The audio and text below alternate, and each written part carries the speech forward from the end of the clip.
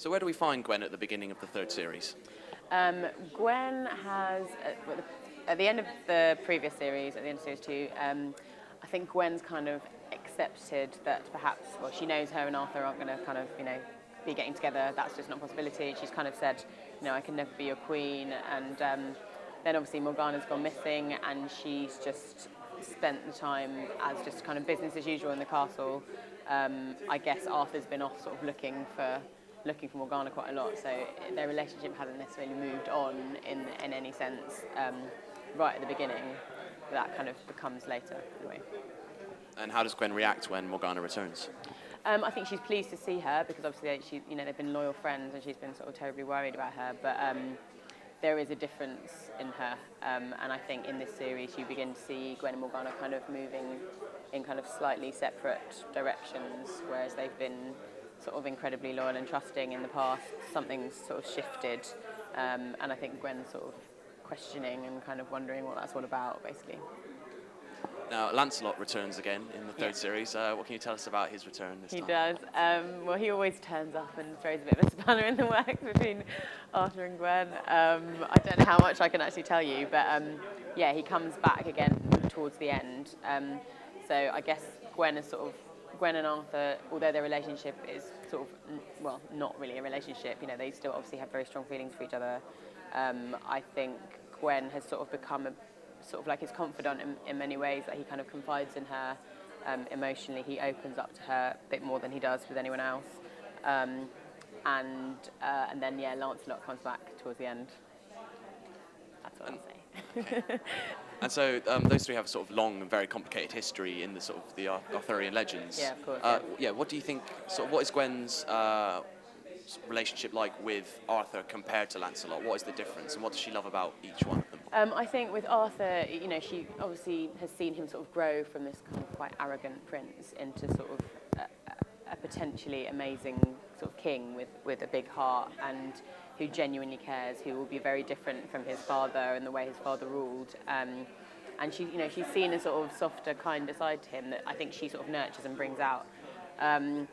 But again, he's the prince, and there's just no, in her mind, there's no chance whether she cares for him or not. It's, she has to accept. She's a servant. He's a prince. That's it. Lancelot, obviously, they're from similar backgrounds, so it's much more likely that that they would be able to have some sort of relationship. And obviously, he's incredibly brave and noble, and all those things that she would kind of look for, I guess, in a man.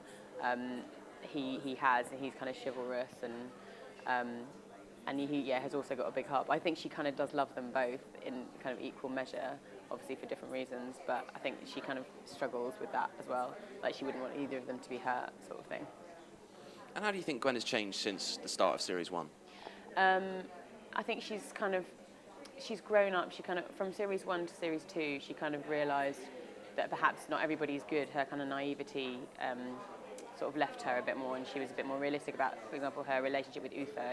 Obviously he slaughtered her father, and she, having trusted him completely up until that point, then realised that actually perhaps you can't see the good in everybody, and that maybe Arthur will be, represent a kind of a great future for her and for like the rest of Camelot. But I think you kind of, as the series move on, you begin to see that she's not. She still has this kind of noble kindness that I think she will retain throughout, but she's definitely a lot more sort of grown up, and you begin to see sort of more of her kind of the queen that she'll become, and what kind of queen she will be, and her kind of potential characteristics that will kind of potentially make her a very good queen, I think.